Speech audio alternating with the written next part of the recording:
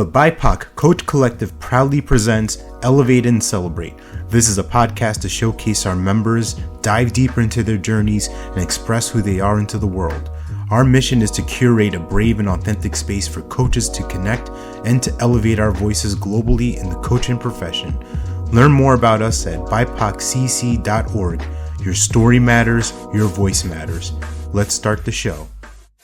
All right, it's November. Welcome to the latest and greatest episode of Elevate and Celebrate. This is your host, Alex Duma, Vice President of BIPOC Coach Collective. And this month we are joined from across the world, from the motherland in Africa. My guest this month, Thabo Makgato.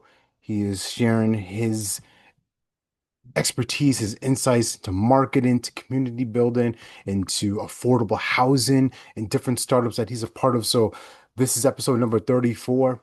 I'm excited to share this with you as we get close to ending the year of 2025. It's been an interesting year, I'm sure, for many of us. And I think this conversation will uplift you a bit, will bring some lightheartedness to what's happening in the world, and also give you some tactical ideas as far as expanding your reach and really tapping into the markets and verticals that are going to pay you and that are going to embrace the great work you do, coach.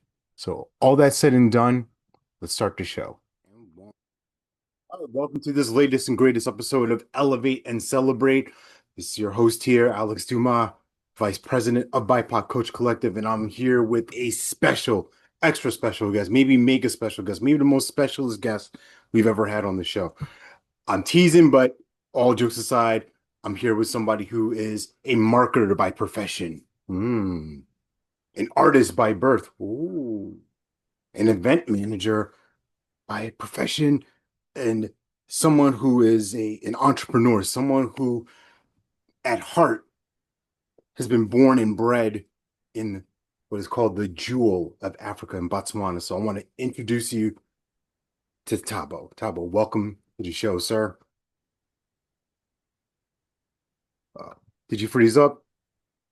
That was a great intro.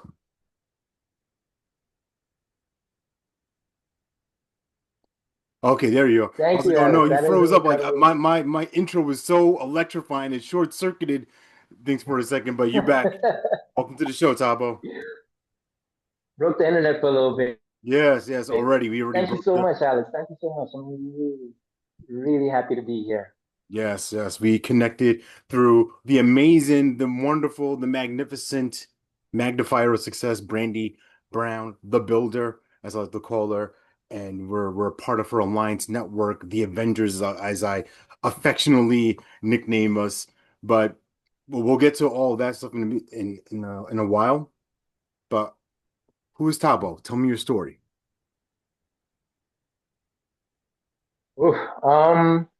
African, first and foremost. I think that's what I lead with. I'm extremely proud, and I lead with my heritage. So I'm a young African entrepreneur, born and bred in a tiny country called Botswana, just above South Africa. What we are is we are what's our claim to fame in Botswana? Diamonds, beef, and tourism. We're one of the world's, consistently been ranked as one of the world's top 5 tourist destinations. I started my career, as you so eloquently put earlier on. I started my career in the sort of NGO, not-for-profit space, because I've always had a real love for and a passion for community service, and by no choice of my own, I've always sort of been inclined towards the creative industries, just by virtue of the fact that I don't know how to say it, Alex. We're all born to do certain things. I think mine was the arts in one shape, form or another. So I combined the creative industries, or my affinity for creativity, with my work in the NGO space, and I was able to sort of start my career with organizations that are in that space, whether it's Botswana Society for the Arts, whether it's the getting recruited by BASA in South Africa, which is Business and Arts South Africa, whether it's working with independent artists, whether it's doing symposiums and summits that are inclined towards the creative industries. That's basically been my story. Outside of that, as an entrepreneur, I do own a marketing company called Pop Culture and marketing and eventing company, and we run events, particularly in the sporting space. So we've done the 13,000 runner Diaco Gaborone Marathon in Botswana. This is owned by one of the largest diamond cutting and polishing companies in the world. We've done the Mascom Batanani Walk, which is a pretty exciting event. We actually just finished the latest installment last week, and it's owned by the second largest cell phone network provider in Botswana. So probably your Verizon, as it were. And we've also worked with a number of really cool and exciting brands. In fact, I'm drinking their water right now. So this is one of the leading water brands in the country. So we made this a household name, one of the proudest things that I can sort of lay claim to. And yeah, that, without making a long story longer, is my sort of background. That's my story, and I just at this point in my life, I am really trying to grow as a founder and take everything that I've learned, everything that I'm capable of, and really just sort of plant it in the fertile soil of enterprise development in Africa. Man, I love it. Thank you for the powerful work that you do, the difference you're making, and the people you're impacting. Right? It's just reading over your bio. You were sharing the work you do with orphans or vulnerable children. Which is a special place in my heart, and hopefully within our audience, they see the value and appreciate what it's like to support children who are underserved, who are coming from harsh environments potentially and just need some guidance. But I'm curious about you pre-entrepreneur, right? Or maybe some people say entrepreneurs are born. I don't know if that was the case for you, but what inspired you to do the work you're doing now? Like, was there an example? Was there somebody, a mentor, who's kind of tapped you on the shoulder, like, hey, you know what, you actually be good at this, or your skill set would match this this vertical, and you can be successful. Like, what inspired you to be an entrepreneur? I'm going to be honest with you, Alex. I sort of fell into entrepreneurship. It was circumstantial more than a decision or a choice because I wasn't a born entrepreneur. Like I said, I'm a born artist, but I'm certainly not a born entrepreneur. So just through the work that I was doing with OVCs, Orphans and Vulnerable Children, like you said, I've worked with hundreds of them. Through the work that I was doing with these different NGOs in the art space, there's a number of people, or at least a handful. Let me not make myself sound more special than I am. There was at least a handful of people who sort of recognized my work ethic, who recognized my initiative and my sort of desire to build things. And it just so happened that some of these people were in and of themselves entrepreneurs and people who built industries. Again, I go back to here because this is one of my most important mentors. The gentleman who started this water brand, he himself is a mentor and a friend.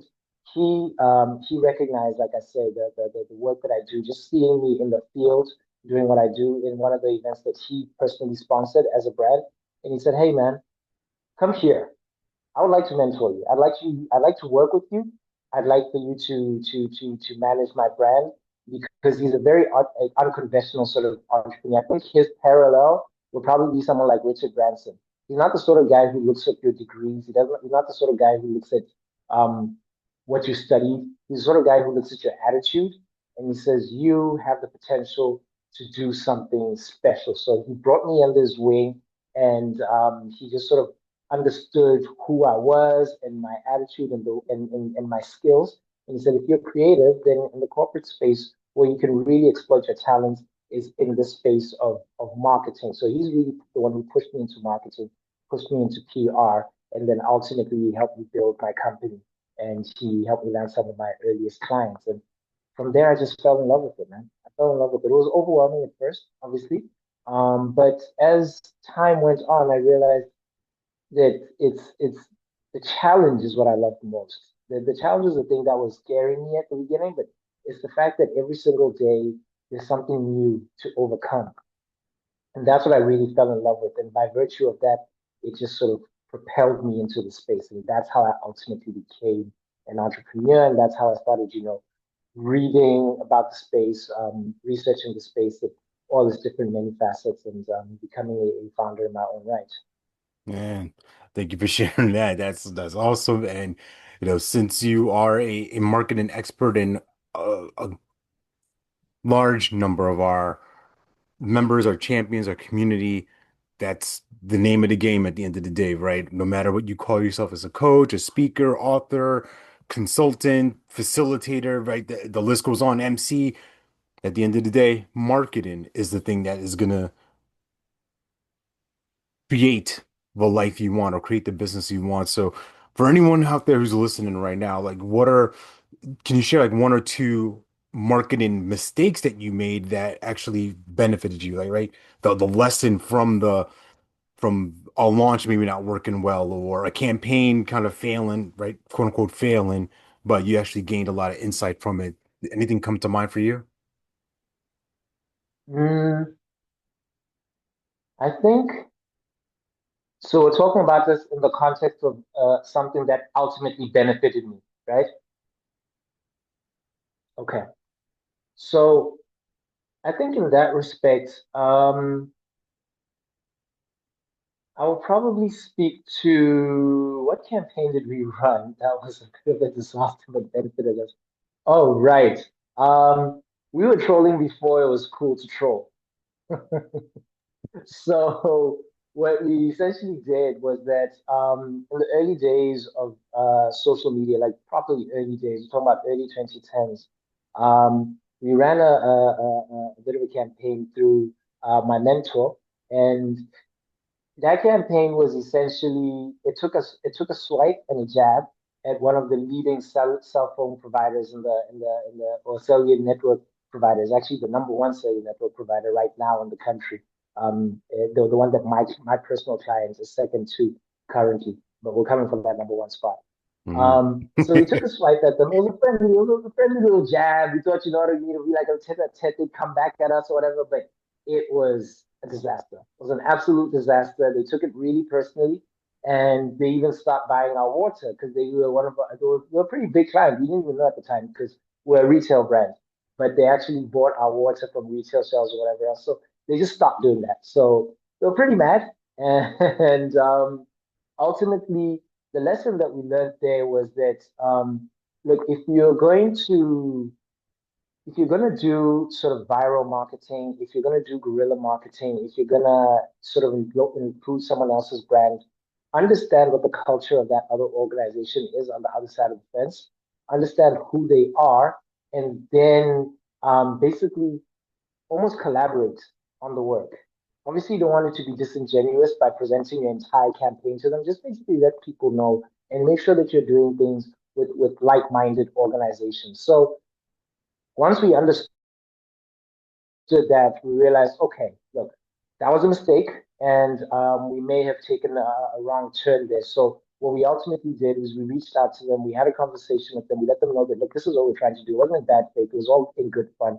And then we presented them with our analytics. I think that was the most important thing because, again, this was early days of social media. So everyone was very, very sensitive about their brands. This was before BMW and Mercedes were taking intentional swipes at each other. So everyone was very, very, this is when people were suing each other for even mentioning each other's brand. So we had that conversation. We showed them the analytics. Once we showed them the data, they got really excited. And then suddenly it's something that we now leveraged and we turned it into a thing. Now it became okay. Now we brought them to the party and we started working with them. So two important things came from that. We learned how to work with other brands. And more importantly, we learned the power of data and analytics. That is right now, and at that time and even now, data and analytics are the name of the game. If you don't have those unlocked, then you're practically not even in the game, to be honest with you. You're sitting on the bench. Yeah, that's powerful right there. I love the those two insights, right? The collaboration versus being combative.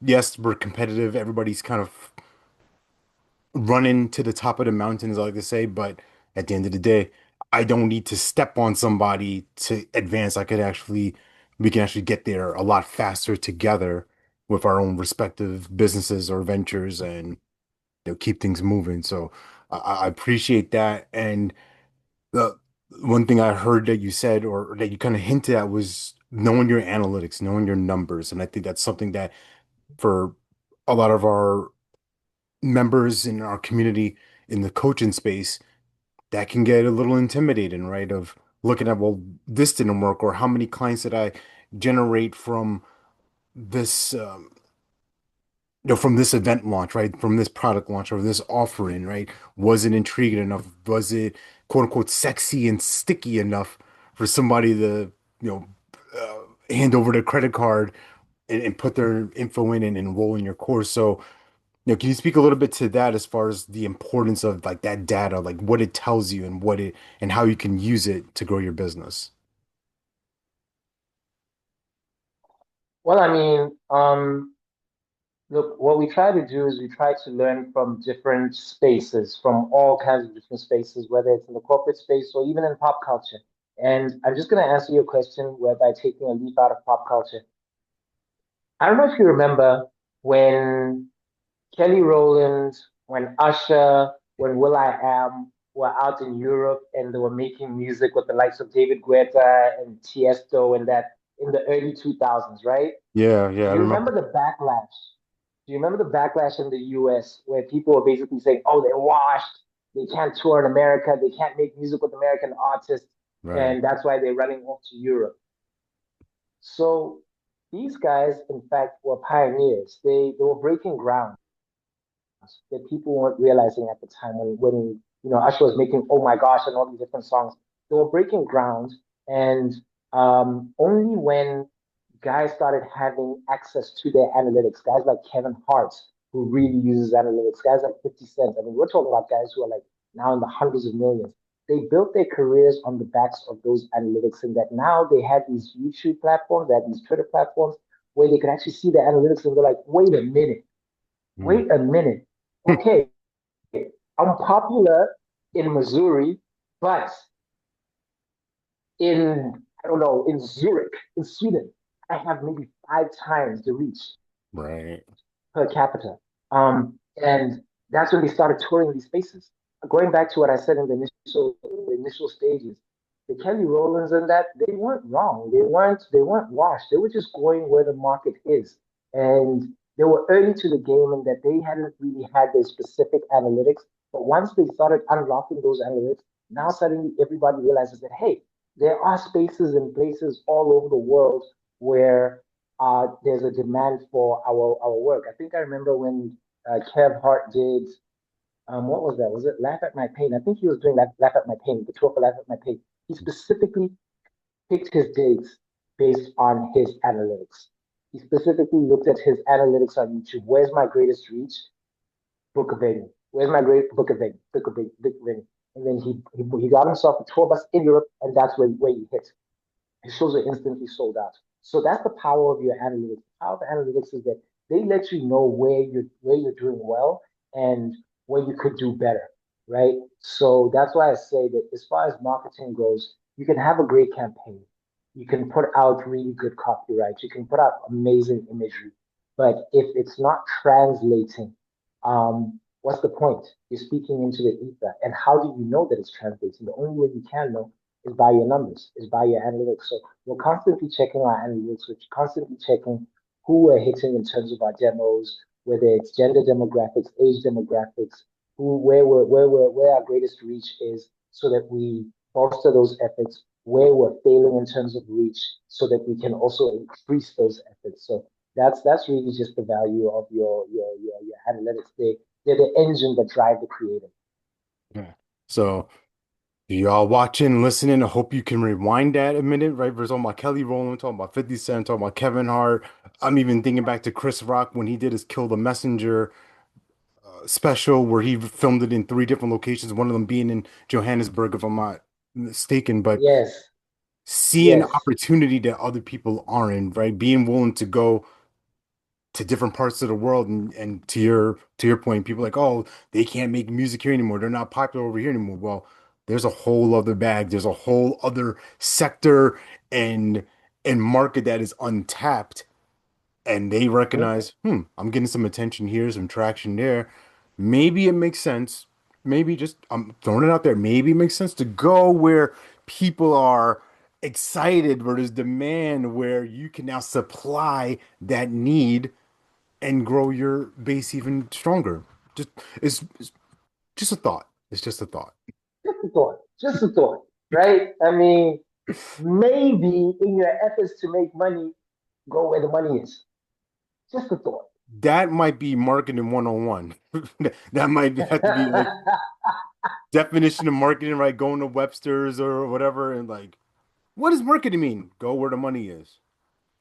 Hmm. Period. Yeah. And also Period. caveat for that, make sure it's aligned right there. Entertainers or singers to performers, so they're performing for an audience that is excited about their music, right? When I think about coaching or speaking, there have been some opportunities I've had that have been like, I kind of chased the money there, and I did what was I just I had to get the check, right? And this is not to say it's Mm, unethical, but it was just like it wasn't aligned fully. So I think a key for mm. individuals out there, especially in the BIPOC world, the global majority, is making sure those things are aligned, like having a good product to sell and offer, and also making sure it's something you're excited about. Because going back to these performers, right? If I'm thinking like 50 Cent, he made a song, his big hit in the club. He's also got to Yes. think longevity. I'm going to be singing this song and performing this maybe 30 years from now. Am I still going to want to say, go, shorty, right? Is it going to be run through the motions or go, shorty, right? There's a different energy. Like when he's into it, now I'm into it. If you see a performer, you Yeah. see a speaker, and they're just reciting the words, there's no magic, there's no connection. Does that make sense? Like Mm. you're hearing from that. No, absolutely. Absolutely. Absolutely right. And I think the thing that I picked up from what you just said was, as speakers, as public public figures in the field that you're in specifically, um, it's easy to sort of chase the bag. It's easy to just take a commission just based off the fact that, okay, look, this is what I do. This is what I've been called for. So I'm just gonna go in. I'm gonna do my talk. I'm gonna leave. But at the end of the day, what's the impact? Because it's about, like you say, when it comes to 50 Cent and the songs that he make, where's the longevity in that? You know what I mean? And this is what I'm gonna tie that into, Alex. When are you coming to Africa? Hey, listen, hey, we talked about it a little bit a couple a while back while we were connected on the Alliance Network. Hey, Mhm. when there's an opportunity for me to add some value and it makes sense, hey, I'm there. That's definitely on the target, the bullseye list of like speaking not obviously internationally, but Africa is, as a special place. With yes, I'm an American, but Yes, sir. I've our ties, right? Our roots are from this motherland, and to see it, to be there, and also to be able to offer something back, would be tremendous. So you let me know when Africa's ready for me. I'm the plane is on the way. And this is the thing, I think, sorry to interrupt, but that's the thing that I think you guys aren't being told, hey, is that Africa's been ready for you. Let me just give you a couple of examples. Right now, I met Rhapsody. Rhapsody was signed to Rock Nation. I met her 3 weeks ago in Johannesburg. She's Yeah. currently here in Johannesburg, well, in my neighboring country in Johannesburg, because she's building her album. Her latest album, she's building it here in Africa. When K Dot, Kendrick Lamar, came down here, he left with essentially the concept, the fully realized idea for To Pimp a Butterfly, which is not just his seminal work, but probably one of the greatest hip hop albums of all time, right? Um, Khalees is obviously up in Ghana right now, Right. and you wouldn't believe if I told you that Anthony Hamilton. I can't remember a year that Anthony Hamilton hasn't done a show in South Africa. I'm talking about a sold out show. The likes of Babyface has a show coming up. People like Donell Jones, he just did a show. People like I think you mentioned Will Smith at some point. Has Will, I don't think Will has done a show here necessarily, but he was one of the earliest people to come down here. I remember Will came down here early 2000s when he met Nelson Mandela. uh, And the point that I'm leading to here is I was actually talking to someone in South Africa, and they were saying, some of the names that I'm mentioning right now, people probably haven't even thought about these people in years. Whether we're talking about Heather Headley, we're talking about Udisi, we're talking about, like I said, John L. Jones Yeah. and the Maxwells of the world. And someone was saying, I hope these American artists aren't coming here, because they're just like, oh, Africa is an easy place to sell a ticket, and they can't sell tickets back home. I said, listen, music connects, buddy. Yeah. Music connects wherever it is, and it's okay for it to connect however it connects. So if Anthony Hamilton has sold out shows every single year in South Africa, then Anthony Hamilton, by right, should be in South Africa every single year, right? So it only makes sense. Like, what is he going to do? Be like, oh no, look, I don't want to go and exploit the Yeah. Africans This by is giving really them the successful, so music. let's just burn it. Let's just scrap the Oh yeah, concept. let's scrap it all together. Yeah. No, I say all this to say this, guys. What's basically happening here, what I'm seeing is that these guys have basically found the formula that a lot of Americans don't know, which is that we are hungry to connect with you guys. We're certainly not desperate by any regards, because we have our own talent down here, whether it's in music, the likes of Tyler, the likes of Burna Boy from Nigeria, whether it's in public speaking, we have a number of public speakers who are touring the world, like the Busi Tembaguayos or whatever, or whoever the case may be, whether it's in commerce and industry, whether it's in art. I mean, Swiss Yeah. Beats has a number of commissioned works from African artists. One guy from my own country, by the name of Miliko Mokosi, I think. But that being said, we're not desperate, but we are welcoming.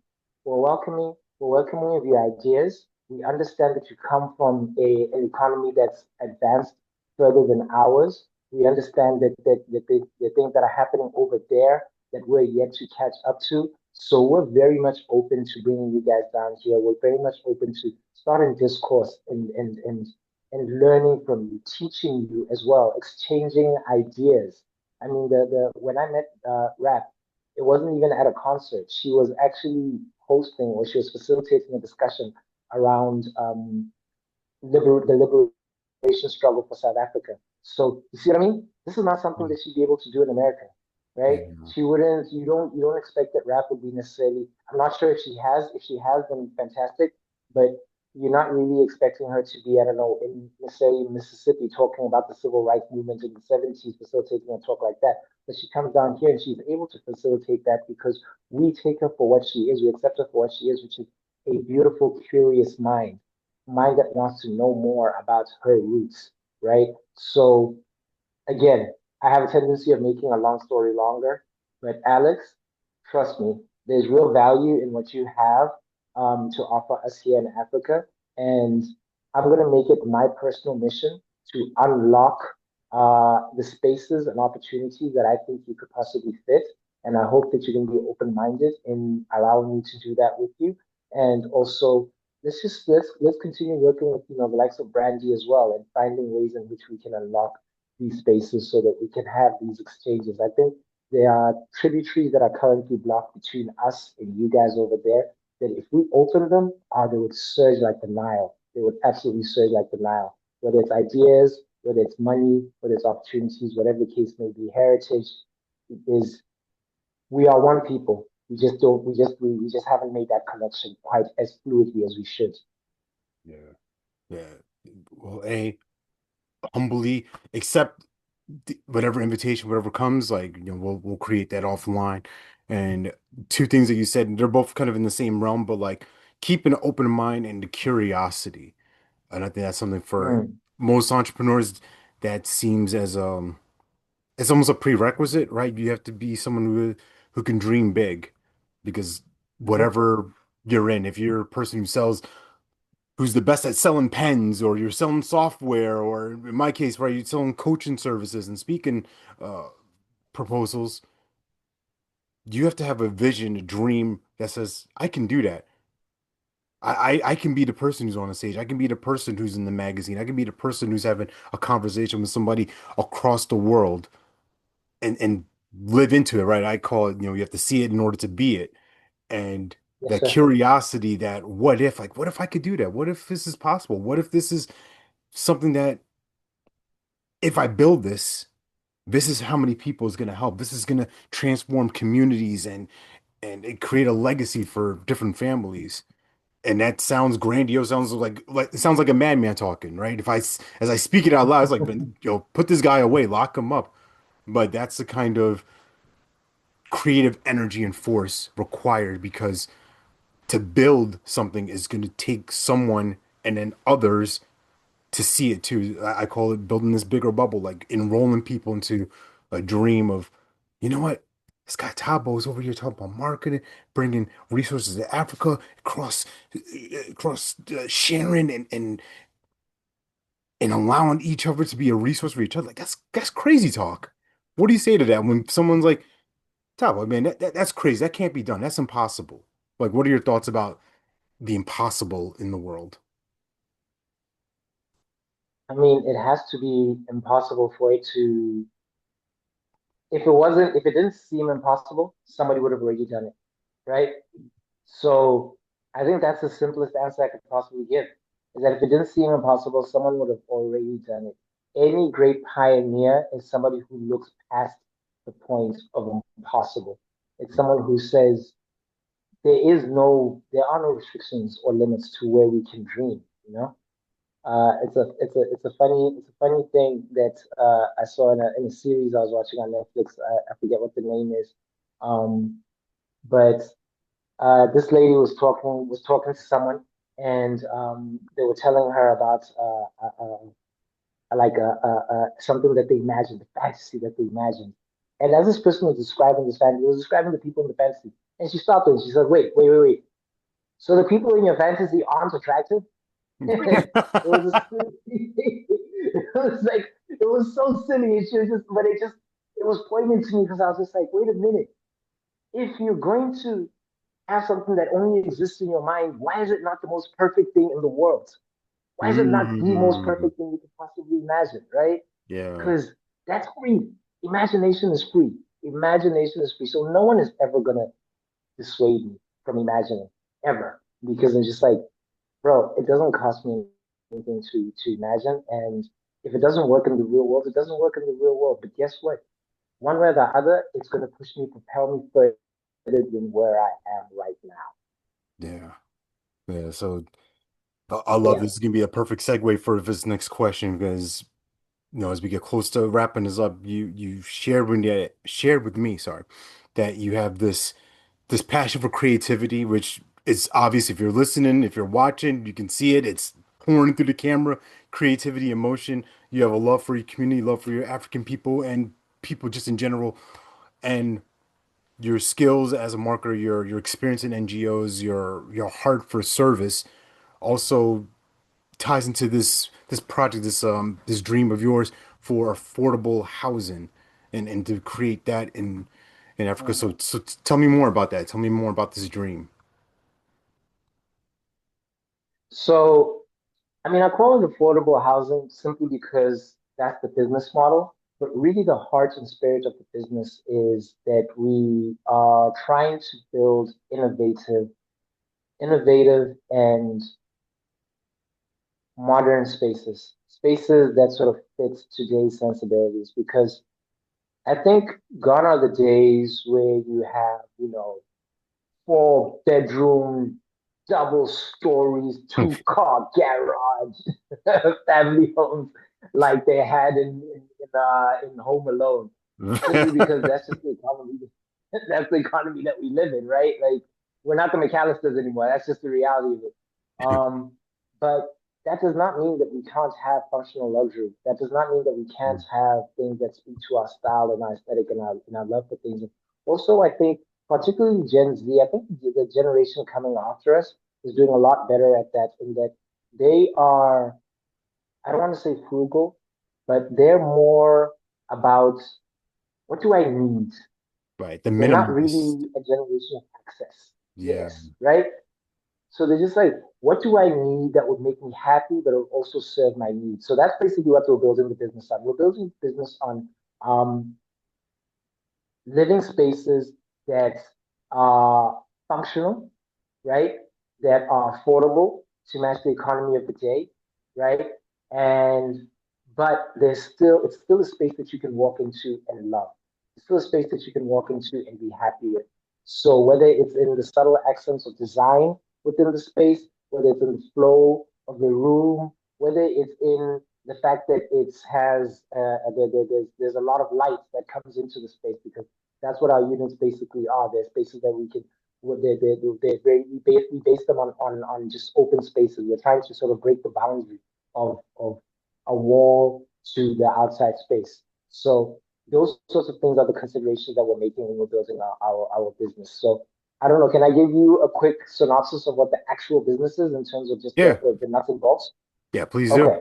So essentially what we're doing is that we're building prefab homes. We're creating turnkey solution prefab homes, right? Wherein you come to us and you basically say, look, I want a home and I want to build it quick. I want to build it at an affordable price. Perfect. We sit down with you, we go through the 3D model, you basically model your dream home to us, right? And it's modular, so it's something that you can expand on in future if your pocket doesn't necessarily allow you to fully realize the scope of your dream at that current moment.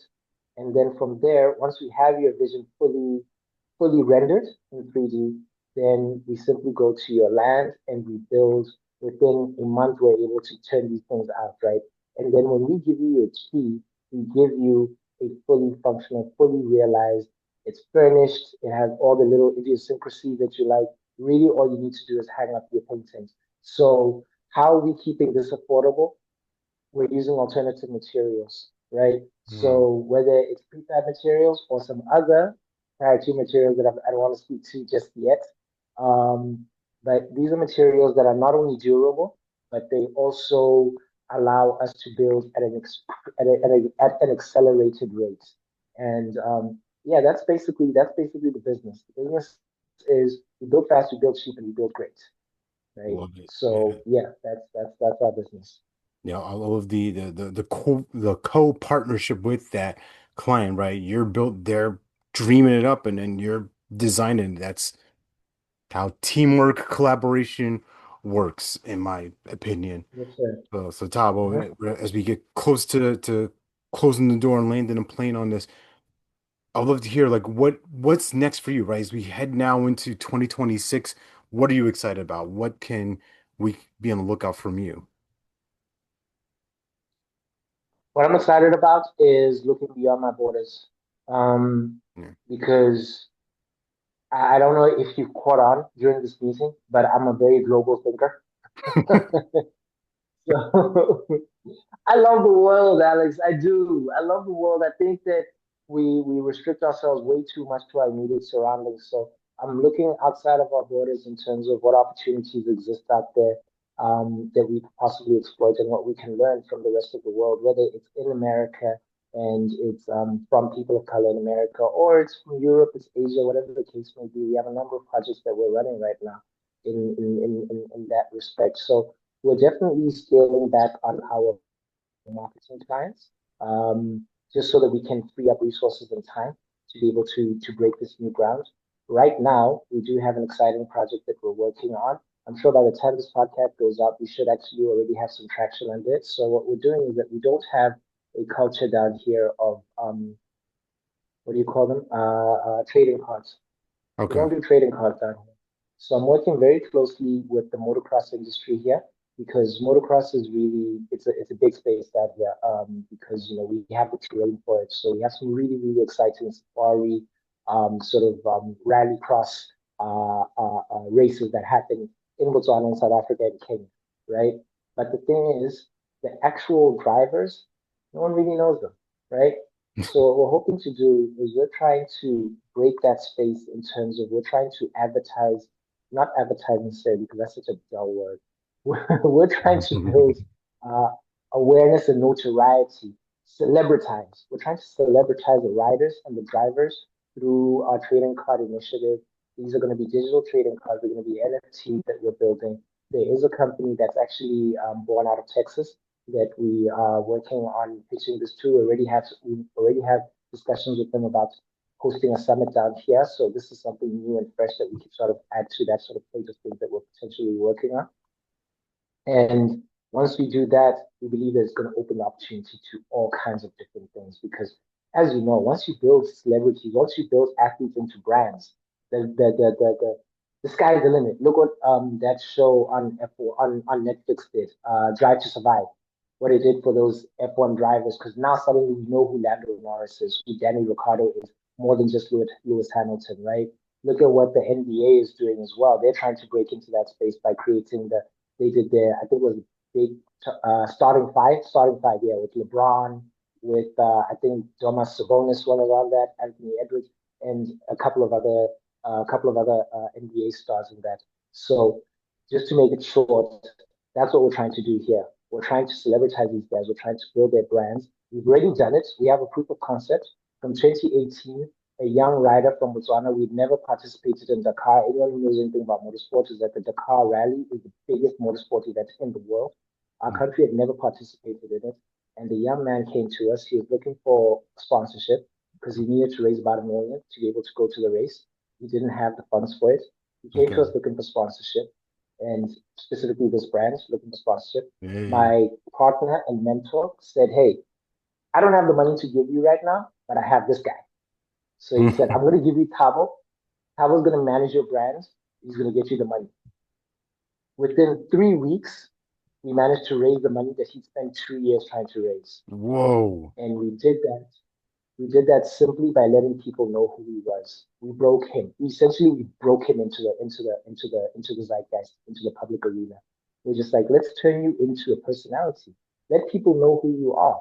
He's a white guy, by the way. So it's just like you walk into these spaces, these people look at you and they're just like, what am I? Why would I be supporting a white dude from in Africa? But he's Motswana. He's from this country, he's born and bred in this country. His parents are from this country, and that's basically what we did. We just framed him as this is a local young man who's going to be representing our country on one of the biggest stages in the world. And we turned him into a celebrity. It was fantastic. He got the money. He went out there. He flew our flag every chance he got because he's very, very proud of his heritage. And then when he came back, we made a mistake. We made a mistake. We put out, I think, one post on Facebook to say, oh, Vinny's coming back and he will be landing at this time. Alex, it was pandemonium at the airport. Absolute pandemonium. I was expecting the security to just, I don't know, to arrest me because like I didn't expect that many people to show up. I really didn't think it would be that way. We clogged up the airport. Everything stopped for like an hour. It was an absolute mess, but it just shows the power of telling people who someone is. People Yeah. want heroes. They want someone to follow, someone to love, someone to be inspired by. So this is what we hope to be able to do with this, and we'll see what other industries we can leverage this new project into. Possibly betting industry, obviously in a responsible way.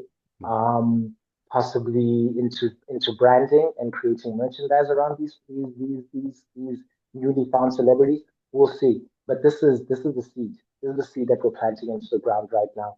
We want to turn these guys into celebrities, and then from there we'll see what forest grows from it. Yeah, that's amazing. And through all that, there's the thing that I heard that for anyone watching the show who's been a listener before, you're gonna be like, oh my goodness, Alex, not again. But yes, again, because it matters. Story, power of someone's story. Mm, When I say your story mm. matters and your voice matters, it's not a cute, clever catchphrase or tagline. It's the truth. You helping this young man reframe his story, a local hero, right? Oh my, he's one of us doing big things, man, a national global scale, right? You're capturing so many different pieces of attention is drawn to this one individual, but like it's through their story, through their experiences that they're connecting. There's a reason why, you think about any of our greats, right? And I'm gonna go to athletics because that's the easiest thing for me to relate with, right? Muhammad Ali, uh, Michael Jordan, LeBron James, Tom Brady, right? They all have these stories of adversity, of overcoming, being at the top, being knocked down again, coming back up, right? And you're like, oh my goodness, this is a roller Sure. coaster. When's it ever going to end? But you're in for the ride. You're not even recognizing, like, oh, Yes, I've been sir. strapped in this whole 20-year career.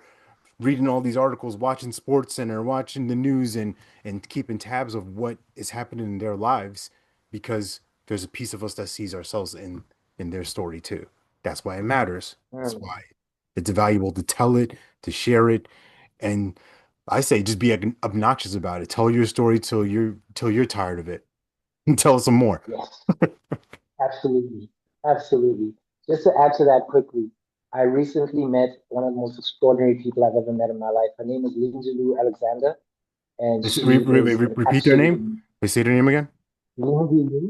Lindeloo Okay. Alexander. All right. She's an absolute marketing titan on the continent. I'm not even going to tell you a resume. I suggest anyone who is watching the podcast or listening to the podcast to look her up. She's incredible. She's brilliant. And we had one of the most impactful conversations I've ever experienced in my entire life. It was a short conversation, but it was very, very impactful. She's currently the head of Coca-Cola marketing in Africa, and all she kept harping on was story. Yeah. She just kept saying story, stories, Thabo story. It's about story. And I'll tell you what, she dragged me for filth, Alex. She absolutely kicked me in the nose because she kicked me in the teeth because she said, you are not telling your personal story. Yes, it's great that you're managing these brands. It's great that you have all this great resume and you've done all this amazing work with these cool people and these cool things. But when I look you up online, you're you're a hermit. You're not telling your story online. So that's something that I've been intentionally trying to do as well. Since, like I said, it was a very impactful conversation. And yeah, look, it's just about story. That's what it is. It's all about story. This woman built her reputation and she built her career on story. And when I look at everything that we've done, all of our successes have all been because we told a good story. Anywhere where we failed simply because we just did not connect the story right.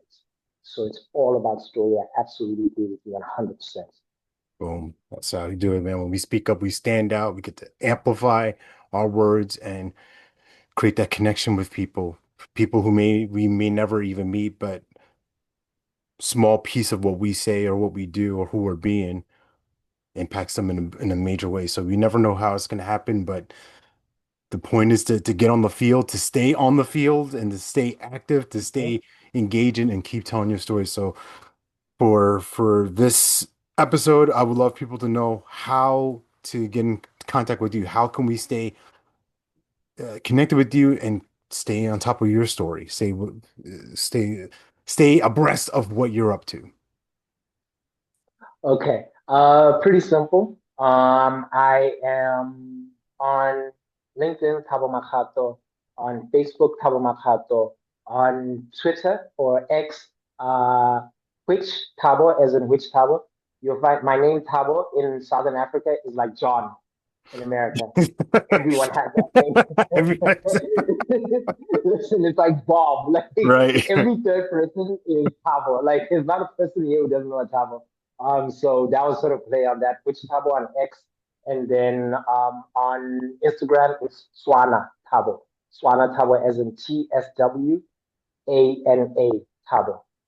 So those are my spaces. That's where you can connect with me. I'm definitely opening up more and sharing more of my life and some of the things that we're doing and achieving. So by the time this comes out, for sure, I will be in a position where I think my story will be more comprehensive so people know who I am, and also it'll just be easier for them to connect with me if they need to.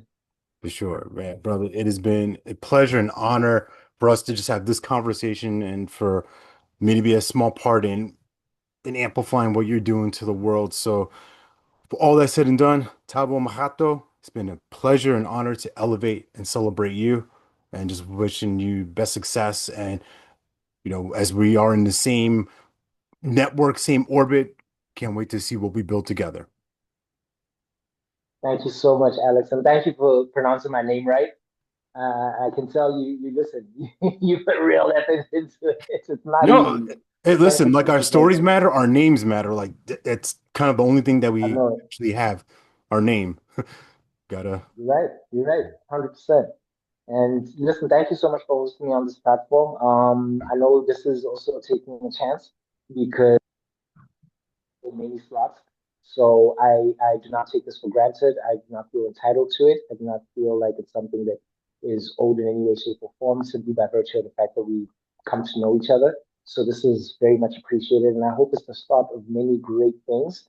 And I can't wait until we do another one of these in person, on site in Africa. There's a lion and a goat that I need to introduce you to. They're great. Yeah.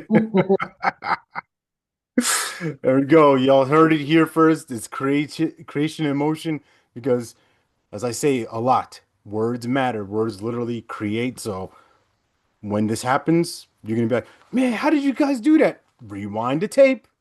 Come back to this moment. This is when the bug started. This is when the seed was planted. So with all that said, enjoy y'all. Have a great, wonderful rest of your month. Enjoy the holiday time with your families, and we'll see you soon. Stay blessed. Thanks for watching this episode. If you got value from this, please subscribe and leave a rating and review. And feel free to connect with us at bipoccc.org. See you next time.